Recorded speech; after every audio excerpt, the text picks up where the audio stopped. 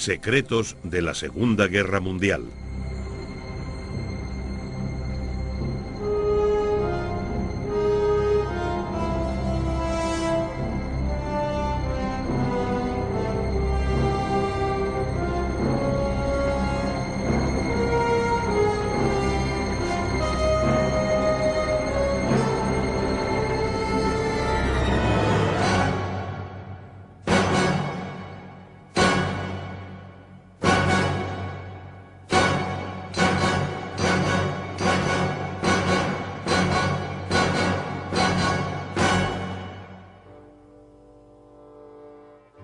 Los últimos días de Adolf Hitler.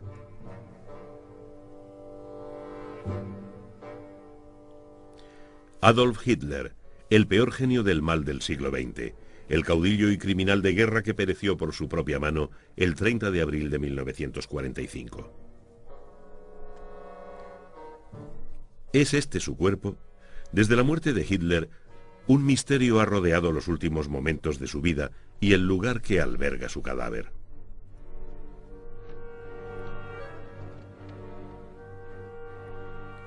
¿Son estos fragmentos de hueso de un archivo de Moscú los últimos restos de Adolf Hitler tras su muerte en el búnker de Berlín?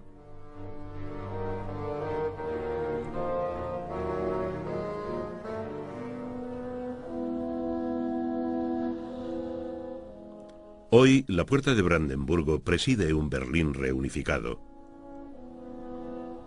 ¿Pero ha revelado esta ciudad sus últimos secretos? La vista desde la Puerta de Brandenburgo era muy diferente antes de la Segunda Guerra Mundial. Hitler imaginó que estas columnas clásicas serían el núcleo de una avenida triunfal en el corazón de un Reich que duraría 1000 años. Desde aquí se extendería un imperio que alcanzaría los Urales por el este y el Atlántico por el oeste.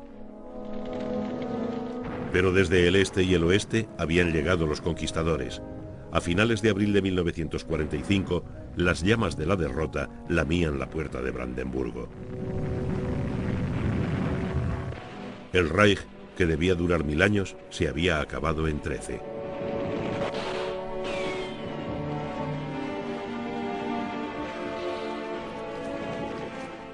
El último cuartel general del Führer había sido la Cancillería del Reich, en el corazón de Berlín. Ahora sus salas estaban vacías y sus ventanas habían estallado con los sueños de conquista mundial.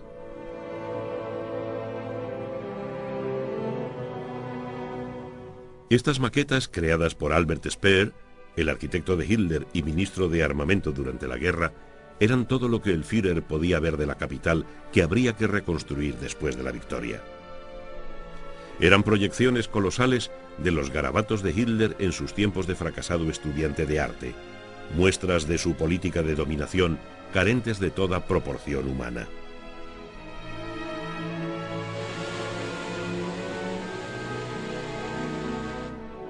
Pero el último monumento de Hitler estaba en el subsuelo, en el búnker del jardín de la Cancillería, al que se retiró en los últimos días del Reich. El búnker estaba constituido por un extenso complejo subterráneo, cuyos últimos rincones aparecieron y fueron destruidos en 1988. Las paredes de la sala de guardia de las SS estaban cubiertas por toscos murales de exaltación de la mitología nazi. Estos sótanos húmedos y oscuros fueron el último refugio del Reich. Lo irónico es que la sofisticada y cínica Berlín nunca había sido un baluarte del nazismo. Pero aquí es donde la carrera de Hitler llegó a su fin. Cuando callaron las armas, la búsqueda del cuerpo de Hitler se convirtió en una obsesión para el líder soviético Joseph Stalin. Hubo un aluvión de noticias que decían que el diabólico Führer seguía vivo.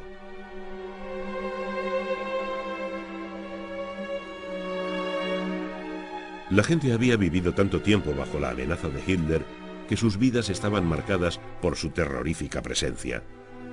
Sorprendentemente no parecían muy dispuestos a dejarle marchar, Pero ¿a dónde se había ido Hitler? Su carrera empezó en donde terminaría, en un Berlín atrapado por el caos de la derrota de 1918 al final de la Primera Guerra Mundial. Las tropas habían vuelto a casa sin ser derrotadas en el campo de batalla, pero la guerra había terminado.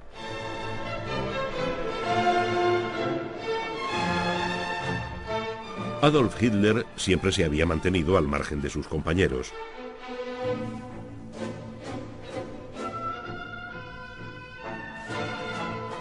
Un joven vienés en agosto de 1914, con los ojos brillantes por la perspectiva de la guerra.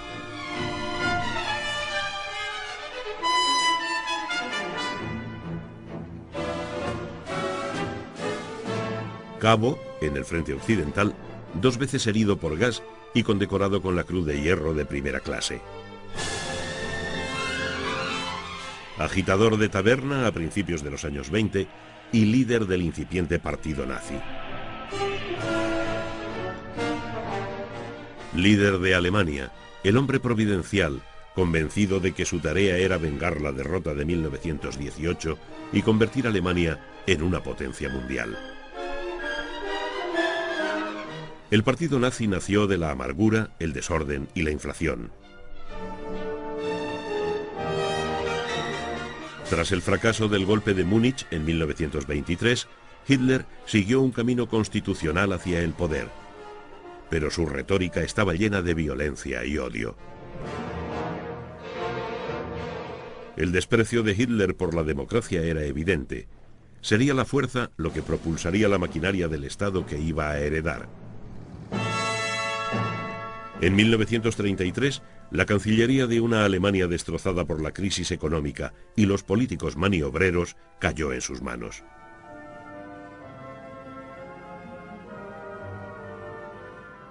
Ahora el jefe era él. Vinculó a las Fuerzas Armadas a su persona mediante un juramento de fidelidad personal.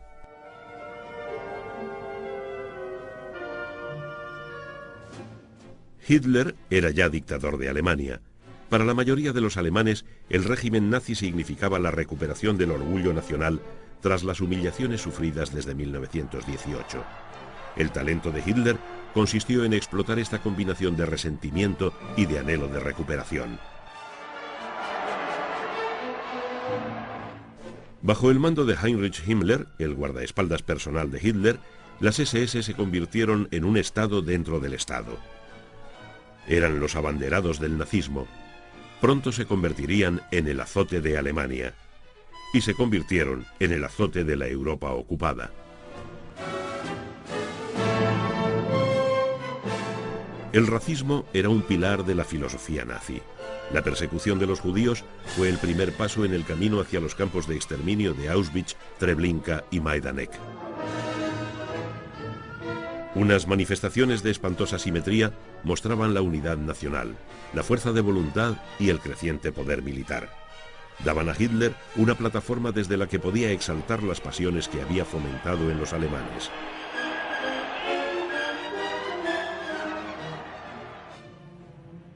El rearme progresaba con rapidez, al principio en secreto, pero en 1935 fue anunciado a todo el mundo. La propaganda ocultó las debilidades estructurales de las Fuerzas Armadas alemanas.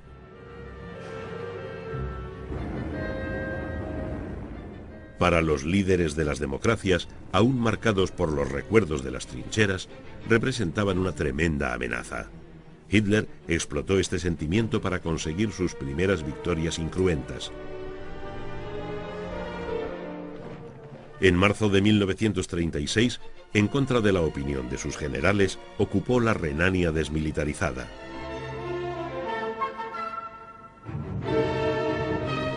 Dos años después, Hitler absorbió Austria, lo que despejó su camino hacia la región checa germanohablante de los Sudetes y hacia toda Checoslovaquia en marzo de 1939. ¿Cuál sería su siguiente paso? La atención de Hitler se concentró entonces en Polonia, enemiga tradicional de Alemania. Su objetivo era el corredor de tierra polaca que separaba a Prusia Oriental del resto del Reich y que terminaba en el puerto de Danzig.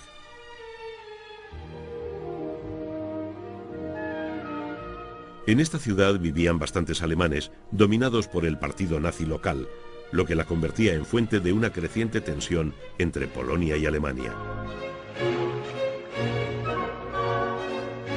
El 23 de agosto de 1939, Hitler protegió su flanco oriental firmando un pacto de no agresión con la Unión Soviética, rubricado por el ministro soviético de Exteriores Molotov y su equivalente alemán von Ribbentrop.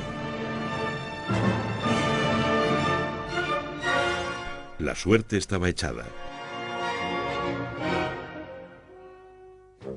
El 3 de septiembre, las fuerzas alemanas invadieron Polonia.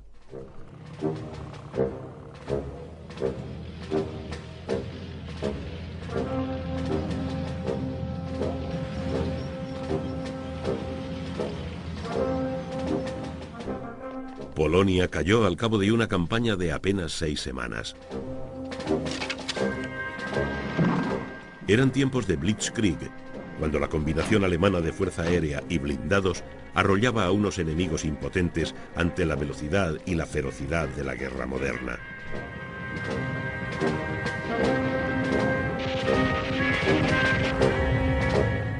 El ejército alemán parecía invencible.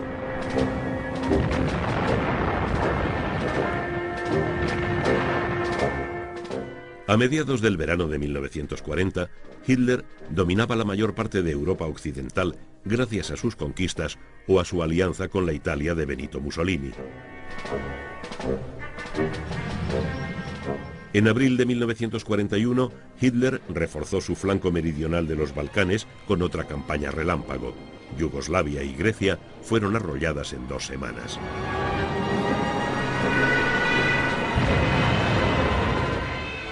Estas nuevas conquistas completaron el dominio de Hitler sobre la Europa continental. Hungría, Rumanía y Bulgaria quedaron reducidas a estados vasallos.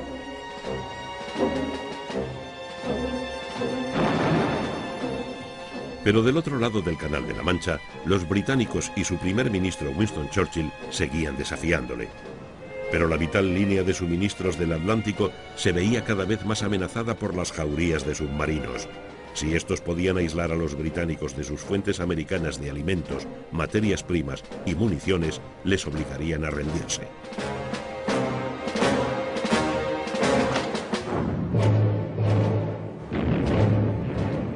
Los ingleses pendían de un hilo. Pero tenían un arma secreta que los alemanes ignoraron hasta el final de la guerra.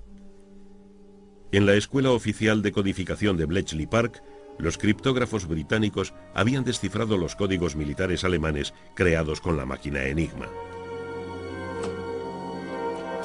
Los alemanes creían que eran indescifrables. Pero los mensajes codificados y transmitidos en Morse eran interceptados por el Servicio de Escuchas de Alto Secreto Y y leídos sistemáticamente en Bletchley Park. De este modo, los analistas británicos conocían la potencia y disposición de las fuerzas alemanas y las intenciones de sus jefes, incluyendo las del propio Hitler. Esta información, de nombre clave Ultra, era una ventaja inapreciable.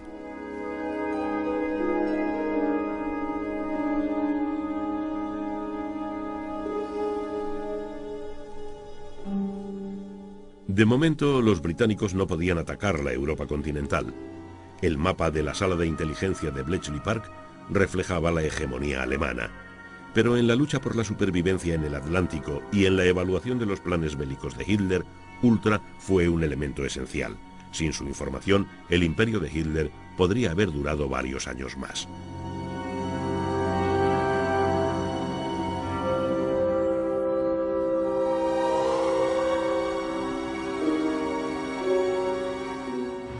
Los criptógrafos de Bletchley anticiparon con detalle la invasión hitleriana de Rusia, llamada en clave Barbarroja, que cayó sobre el Ejército Rojo el 22 de junio de 1941. Los alemanes avanzaron bajo el abrasador calor del verano.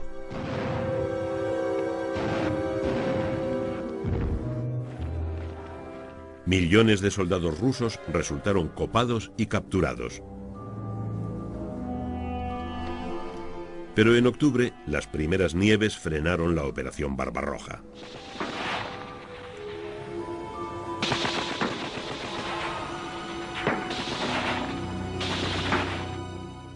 A principios de diciembre, las tropas alemanas estaban ante las grandes ciudades soviéticas. Parecía que un último esfuerzo les daría la victoria. Pero para entonces la guerra se había extendido.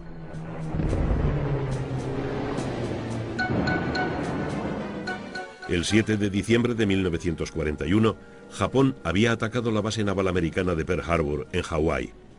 La destrucción o inutilización de 8 acorazados inició la expansión japonesa por el Pacífico y el lejano Oriente.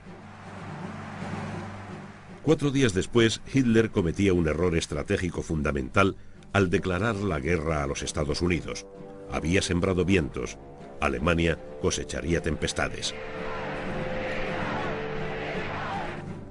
El 19 de diciembre, Hitler destituyó al mariscal von Brauchitsch, comandante en jefe del ejército alemán, y asumió personalmente el mando de la campaña de Rusia. Hasta entonces, Hitler había dominado los acontecimientos, pero pronto estos le dominarían a él. En 1942, Hitler reanudó la ofensiva. Los Panzers avanzaron de nuevo por la ilimitada estepa del sur de Rusia. Pero al llegar el invierno, un ejército alemán completo quedó bloqueado en Stalingrado. Fue el primer revés importante de Hitler en el frente oriental. Ahora combatía en una guerra de mapas, aislado de la realidad militar en su cuartel general de Rastenburg, en los húmedos bosques de Prusia Oriental.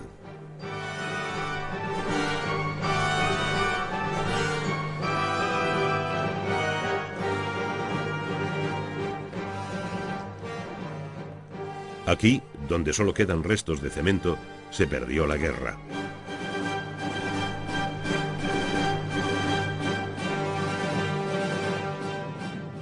A finales del verano del 43, los bombarderos británicos y americanos incendiaban las ciudades alemanas. En el este, los nuevos ejércitos de tanques rusos pulverizaban a la élite de los blindados hitlerianos, y la marea había cambiado en la batalla del Atlántico. La vista desde la puerta de Brandenburgo estaba cambiando, aunque en la capital del Reich prevalecía un optimismo forzado. La derrota parecía aún muy lejana. El 25 de abril del 44, los berlineses celebraron el 55 cumpleaños de Hitler.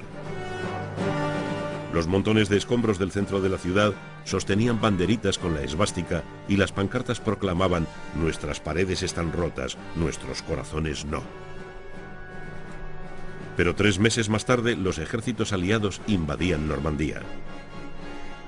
Las defensas de la fortaleza europea se quebraron.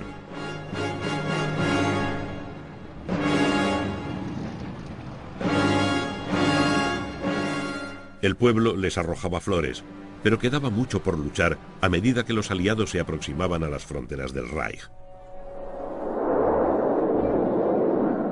La potencia militar americana no podía ser contenida por las armas alemanas de alta tecnología. Cohetes y reactores constituían logros científicos notables, pero no consiguieron inclinar la balanza a favor de Alemania. En diciembre del 44, Hitler lanzó su última ofensiva en el oeste, atacando a los ejércitos angloamericanos en los bosques de las Ardenas, escenario de su gran triunfo en mayo de 1940. La ofensiva de las Ardenas consumió las últimas reservas de blindados de Hitler. La velocidad y la fuerza del ataque desequilibraron a los aliados, pero todo lo que ganó el Reich fue un mes de prórroga. En el frente oriental, el Año Nuevo trajo una gigantesca ofensiva del Ejército Rojo que le permitió avanzar desde el Vístula hasta el Oder, a 75 kilómetros de Berlín. El avance reveló el horror de los campos de exterminio. Las tropas del Ejército Rojo liberaron Auschwitz el 27 de enero. Solo encontraron 7.600 demacrados supervivientes de los 2 millones de hombres, mujeres y niños que fueron asesinados allí. La muerte flotaba en el aire en los últimos meses de la guerra. Los rusos se preparaban para el asalto a Berlín. 23 ejércitos tomaban posiciones en el Oder. El comandante de los ejércitos aliados, general Eisenhower, decidió no competir con los rusos por la capital alemana. Los aliados ya habían resuelto desmembrar a Alemania tras la guerra y Berlín quedaba muy dentro de la zona rusa. En noviembre de 1944, Hitler abandonó los barracones y las alambradas de Rastenburg por última vez.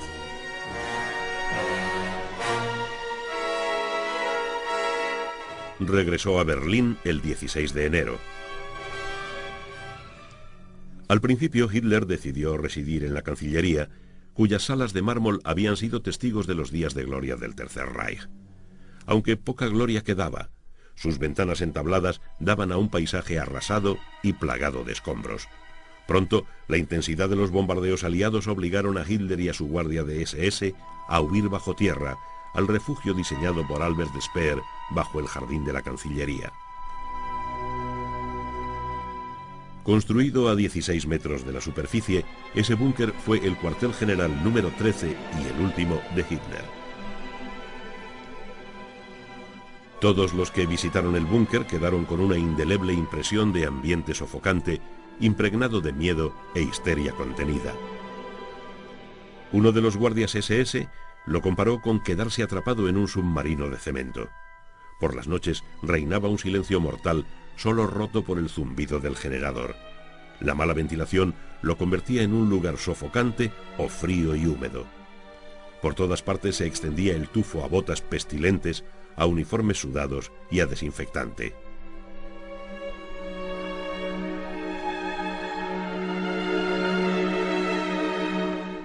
El búnker tenía 2 niveles.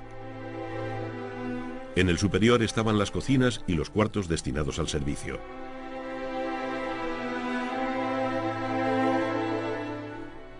Bajando una escalera de caracol se encontraban los apartamentos personales de Hitler. A la derecha estaban los cuadros de mando, los generadores y las habitaciones de los médicos. A la izquierda, las habitaciones privadas de Hitler, que incluían sala de reuniones, estudio, sala de estar y dormitorio. En el verano del 42, Hitler se sentaba en el eje de una gigantesca red de telecomunicaciones que llegaba del Atlántico al Cáucaso y transmitía sus órdenes a la menor unidad de su ejército.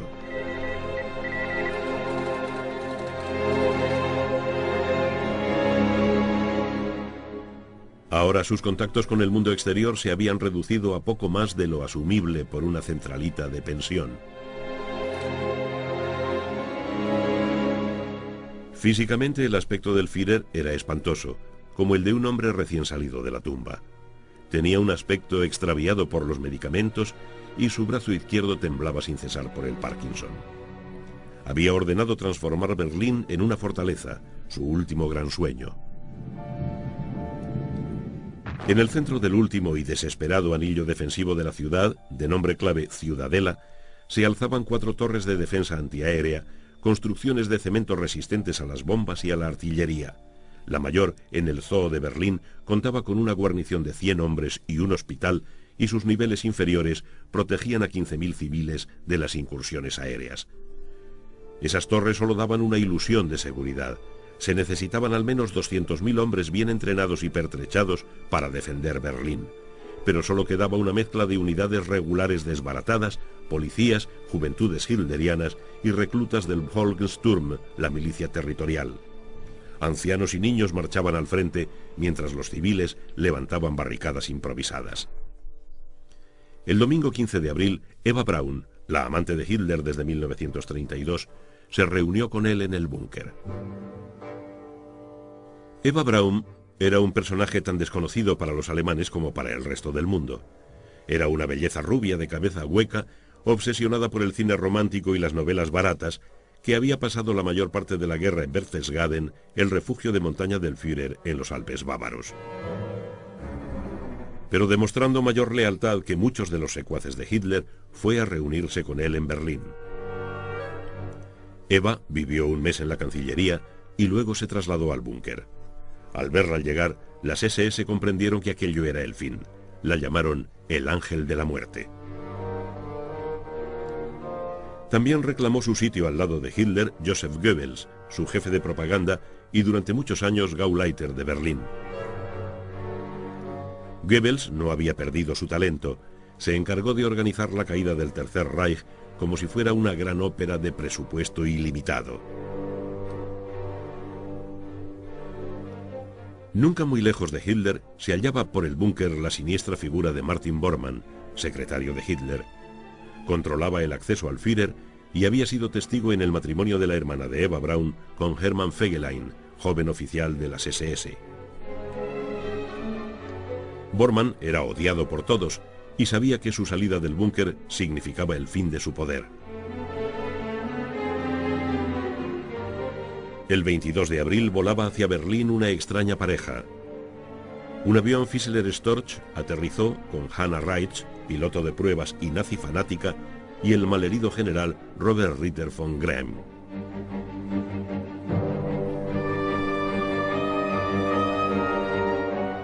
La única razón de convocar a von Gremm era informarle de que había sido nombrado mariscal de campo y comandante de la inexistente Luftwaffe.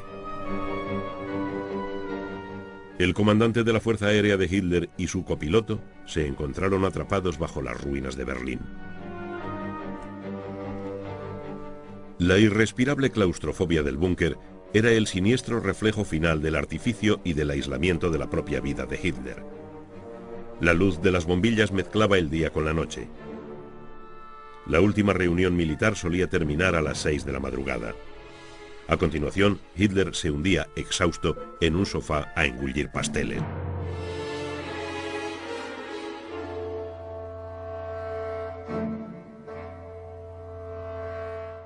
Pero a pesar de su desmoronamiento físico, Hitler aún poseía reservas de voluntad que galvanizaban a sus visitantes.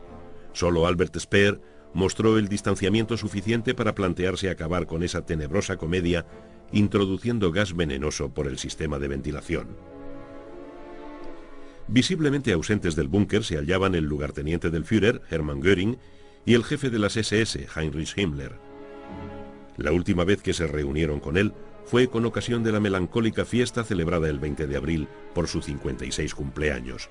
A continuación, Göring salió corriendo hacia el sur de Alemania y Himmler partió hacia el norte a su refugio SS de Schleswig-Holstein. Esta es la última aparición de Hitler, repartiendo caricias en las mejillas a los infantiles defensores del Tercer Reich.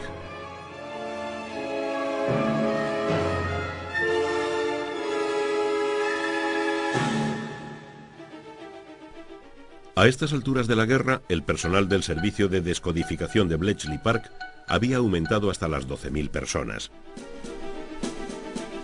Tal vez su mayor logro fue descifrar los mensajes alemanes de máximo secreto, muchos de los cuales, incluidos los de Hitler, habían sido codificados con la máquina Lorenz. Al principio sus mensajes habían desconcertado a los criptógrafos. Bletchley decidió construir Colossus, el primer ordenador digital electrónico programable. Esta es una reproducción en perfecto estado de funcionamiento de Colossus. Las transcripciones de Bletchley dieron a la inteligencia británica un asiento de primera fila en la caída del Reich. El 15 de abril, los criptógrafos leyeron el último parte del Día del Führer. En él se afirmaba: una vez más, el bolchevismo sufrirá el tradicional destino de Asia. Se hundirá en la capital del Reich. Berlín seguirá siendo alemana, Viena volverá a ser alemana y Europa jamás será rusa. En realidad, el trabajo del servicio Y estaba casi terminado.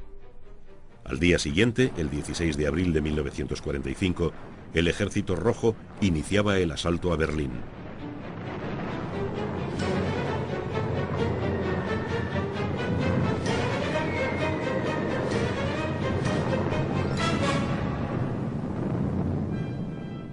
Tras una furiosa batalla por las colinas de Seelov, la posición defensiva del este de Berlín, las tropas de asalto rusas penetraron en los arrabales de la ciudad.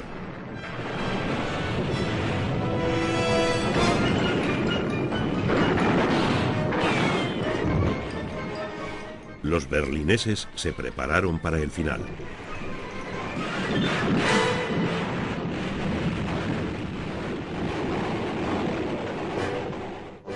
En menos de una semana, el búnker llegó a un punto crítico. Berlín estaba rodeada por 3 lados y los tanques soviéticos trataban de cerrar el cerco por el oeste. En la conferencia militar de mediodía, Hitler soltó lo impensable. La guerra estaba perdida. Las unidades que dirigía en sus mapas de guerra eran ejércitos fantasma. Ese mismo día salieron del búnker los 2 hombres que habían participado en las reuniones del Führer durante toda la guerra, Keitel y Jodl, sus jefes de Estado Mayor, soldados de oficina que habían asistido a la ruina de la Wehrmacht. El 23 de abril, Göring provocó su destitución enviando a Hitler un telegrama desde Berchtesgaden en el que sugería que asumía la dirección del Reich. En realidad, Göring pensaba reunirse con Eisenhower para hablar de las condiciones de paz. No obstante, su principal preocupación era cuál de sus magníficos uniformes se pondría para la ceremonia de rendición. Göring nunca se reunió con Eisenhower. Fue capturado y arrestado por los americanos. Göring era un adicto terminal a la morfina, pero sus vigilantes tendrían tiempo de desintoxicarle y de prepararle para ser juzgado por crímenes de guerra.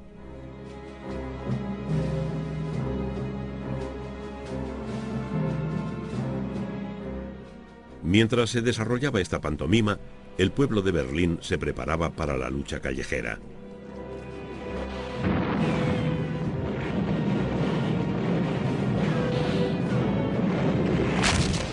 La búsqueda de comida, agua y protección continuaba en medio de bombardeos cada vez más brutales.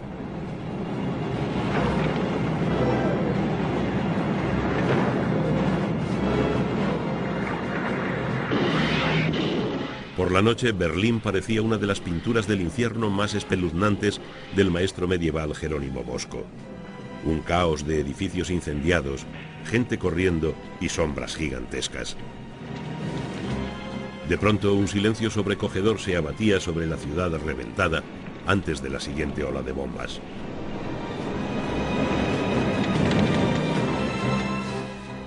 Hitler apenas salía ya del búnker. Esta es la última imagen del Führer, en la que le vemos encorvado, arrastrando los pies, con todos los síntomas de la senilidad.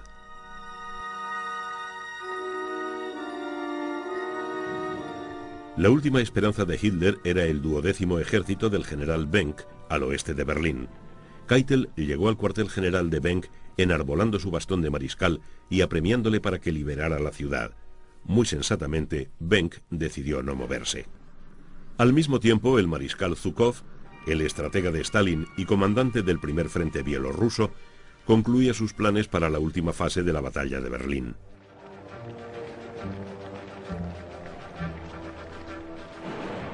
A pesar de sus débiles defensas, Berlín exigió un alto precio a los hombres del Ejército Rojo.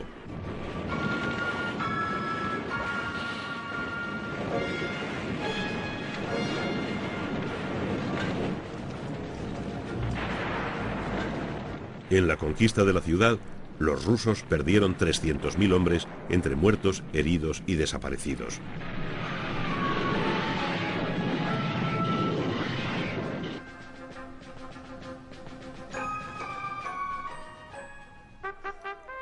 El 25 de abril, las fuerzas rusas y americanas se estrechaban la mano en Torgau, a orillas del Elba, a 90 kilómetros al sur de Berlín.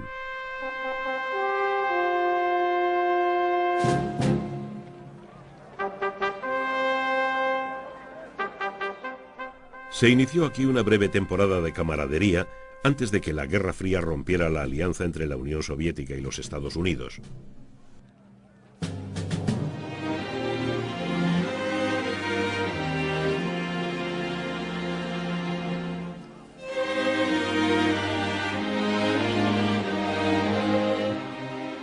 En Berlín, la situación era desesperada.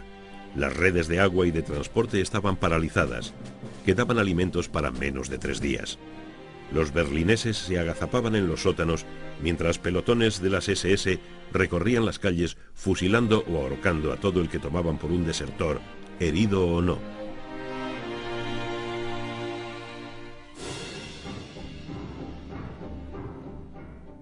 Los ejércitos soviéticos estaban en posición de ataque hacia el corazón de la ciudadela. 460.000 hombres, 13.000 cañones y 1.500 carros avanzaron contra el último bastión en una serie de ataques concéntricos.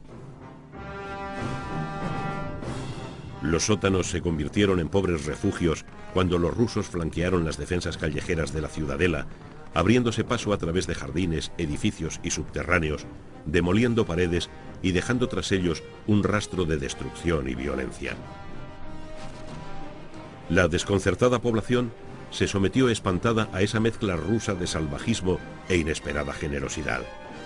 Un soldado del Ejército Rojo podía violar a una mujer y reaparecer poco después para regalarle comida y protegerla de los demás soldados.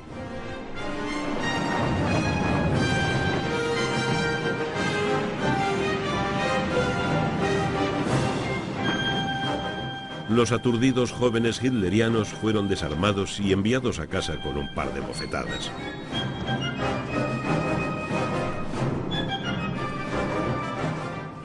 El final estaba cerca.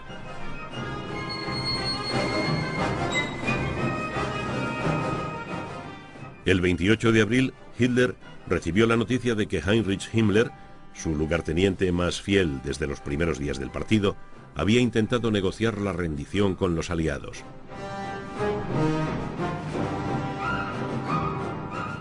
La primera víctima de la traición de Himmler fue Hermann Fegelein, el cuñado de Eva Braun y representante de Himmler en el búnker.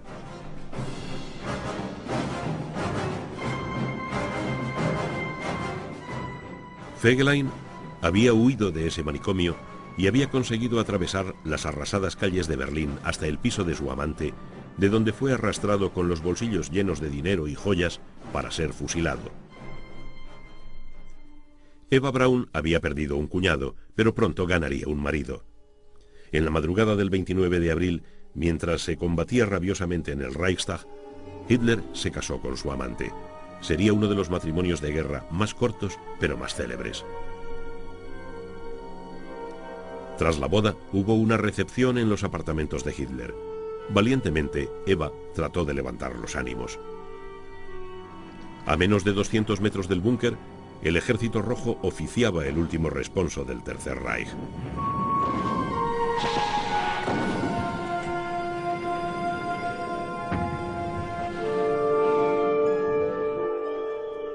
Ese mismo día se informó a Hitler de la muerte de su antiguo aliado Benito Mussolini y de su amante Clara Petacci. Habían sido capturados por los partisanos, fusilados y colgados por los pies a la puerta de un garaje de Milán. Hitler, como él mismo dijo, no tenía la intención de acabar exhibido en un zoo de Moscú. Inició los preparativos de su propia muerte, probando en su perro Blondie el veneno que pensaba emplear con Eva y con él.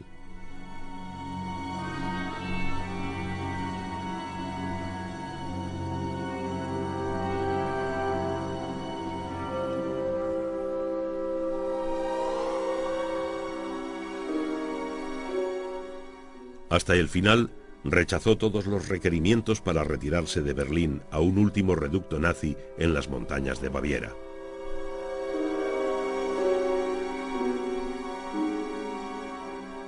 Hacia las 3:20 de la tarde del 30 de abril, Hitler y Eva Braun se retiraron a su suite.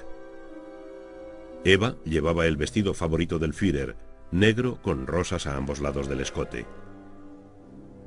Como complemento, llevaban unas pistolas y unas cápsulas de cianuro.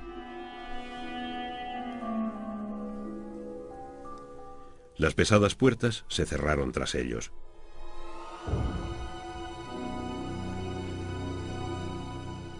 Pasaron 10 minutos. Nadie de los que esperaban oyó el menor ruido a través de las puertas. A continuación, como se les había ordenado, entraron en los aposentos de Hitler.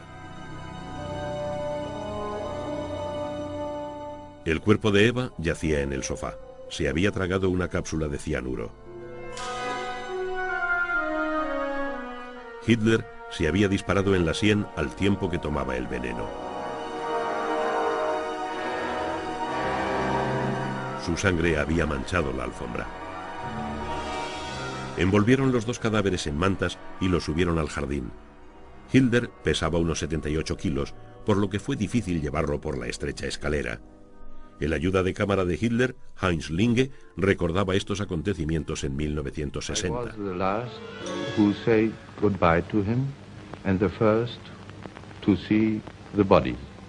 He and Eva Braun died alone. Did he give you any last orders? Yes, to destroy his personal possessions and burn his bodies. Did you carry them out? Yes, I used petrol, but there was so a flush that they were not completely burned. Where do you think Hitler's body is now? Buried in the park of the Chancellery. Yeah. The Russians have never found Hitler's body. El relato de Linge solo es parcialmente correcto. Ambos cuerpos fueron depositados en una zanja y empapados en gasolina que se prendió con trozos de papel. Solo se consumieron en parte y luego fueron enterrados en otra zanja más profunda. Pero no permanecieron ahí mucho tiempo. Los rusos los encontraron.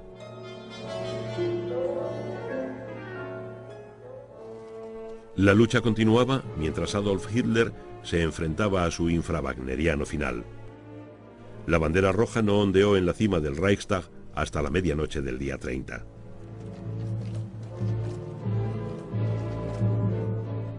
El acontecimiento se repitió minuciosamente al día siguiente para las cámaras.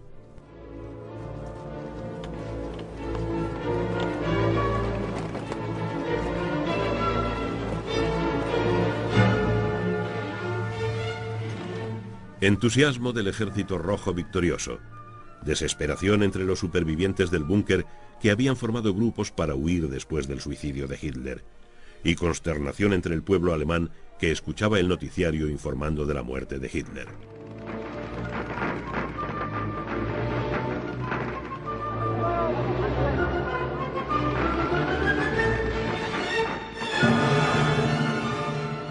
No se combatió por el búnker.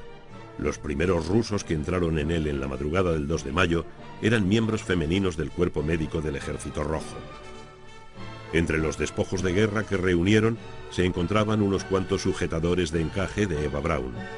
Entonces llegaron las tropas de combate y empezaron a juntar al personal para enviarlo a Moscú para ser interrogado.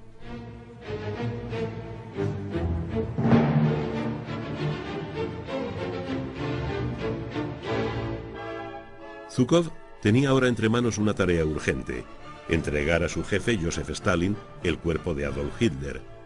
Stalin había sido informado del suicidio de Hitler en la mañana del 1 de mayo. Recuperar su cadáver se convirtió pronto en una morbosa obsesión.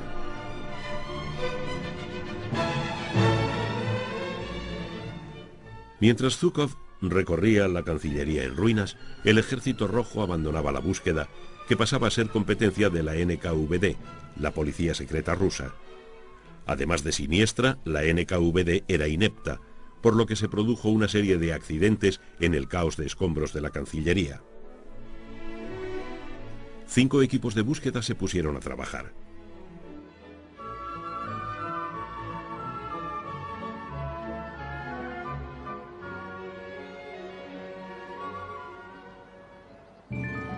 Su primer descubrimiento fue el de los cuerpos carbonizados pero reconocibles de Joseph y Magda Goebbels, que se habían suicidado en la noche del 29. En el nivel superior del búnker encontraron los cadáveres de sus 6 hijos, envenenados por la madre.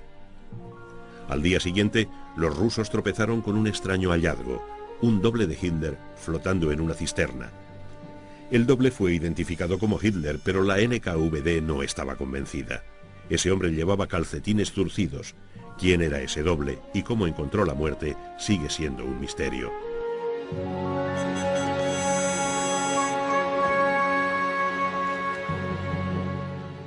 El 3 de mayo se descubrieron 2 cuerpos más, los de un hombre y una mujer.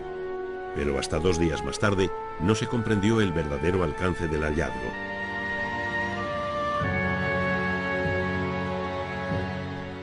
Los cuerpos fueron exhumados y trasladados a un hospital ocupado por el Ejército Rojo.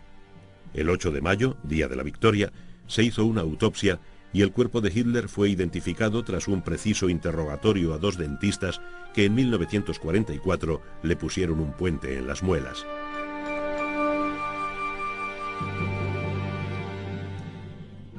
Los cadáveres fueron embalados para ser trasladados.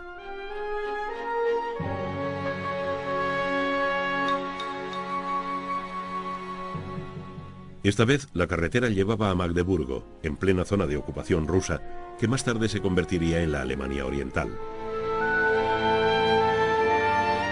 Los cuerpos fueron enterrados en el jardín del cuartel general local de la NKVD.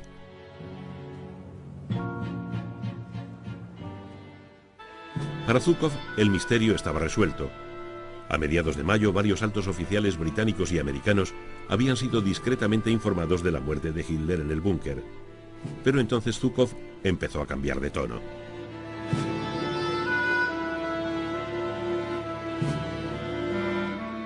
A mediados de julio, cuando el primer ministro británico Winston Churchill llegó a Berlín para la conferencia de Potsdam, el general Eisenhower también empezó a expresar dudas sobre los testimonios de la muerte de Hitler. Churchill recorrió la Cancillería y visitó la tumba, un paseo que le dejó visiblemente deprimido.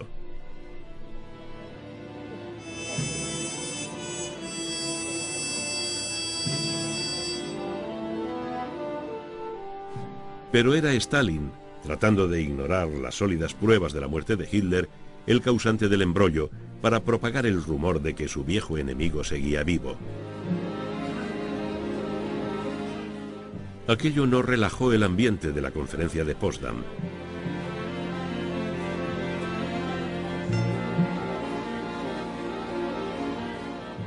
Los británicos decidieron hacer su propia investigación sobre los últimos días de Hitler.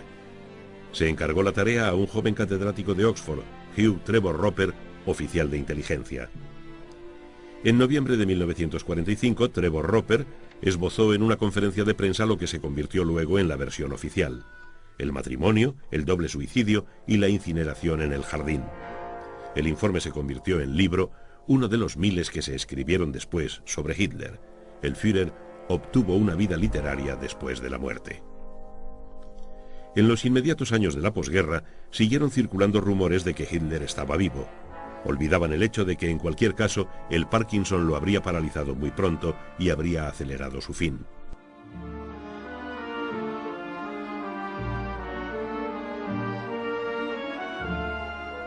Hitler escapó al castigo de los aliados, al que se enfrentaron 21 de sus cómplices, juzgados por crímenes de guerra en Nuremberg a partir de noviembre de 1945.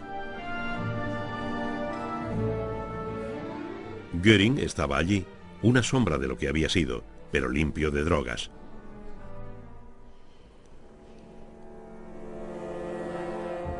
Heinrich Himmler había muerto. Fue capturado por los británicos en el norte de Alemania el 21 de mayo, pero absorbió una cápsula de cianuro. Tampoco estuvo Martin Bormann en Nuremberg. Es casi seguro que él también se suicidó poco tiempo después de escapar del búnker. Bormann no podía hacerse muchas ilusiones sobre el destino que le esperaba si caía prisionero. El fallo sobre los acusados de Nuremberg se pronunció el 30 de septiembre de 1946. 11 de ellos fueron condenados a muerte. En la noche del 15 de octubre, Göring engañó a sus verdugos tragándose una cápsula de cianuro que llevaba oculta.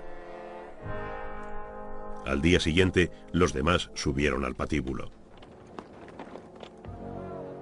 El recuerdo de Adolf Hitler empapa la sociedad europea como una mancha de sangre que no puede suprimirse.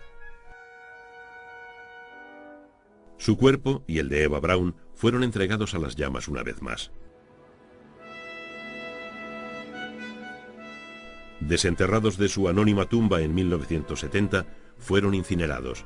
Sergei Kondrashev, un general retirado del KGB, lo explica. Entonces se decidió destruirlos por completo. Y esto se efectuó en 1970. Se hizo debidamente. Y a propósito de esta destrucción, Puedo asegurarle que se hizo de manera que no quedara el menor rastro. ¿Pero es el general totalmente verídico? Los archivos de Moscú conservan documentos sobre la macabra preocupación de Stalin por el cadáver de Hitler. Entre ellos se incluye una reconstrucción del melodrama del búnker en 1946. En ella, los supervivientes capturados representaban su propio papel en la muerte de Hitler, y para los curiosos quedan fragmentos de cráneo.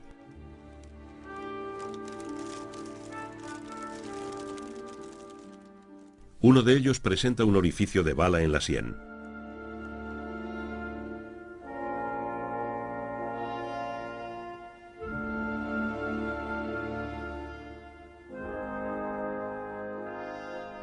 Esta espeluznante reliquia es quizá todo lo que queda de un hombre cuya carrera de maldad sin precedentes acabó con una pistola y una cápsula de veneno en la tarde del 30 de abril de 1945.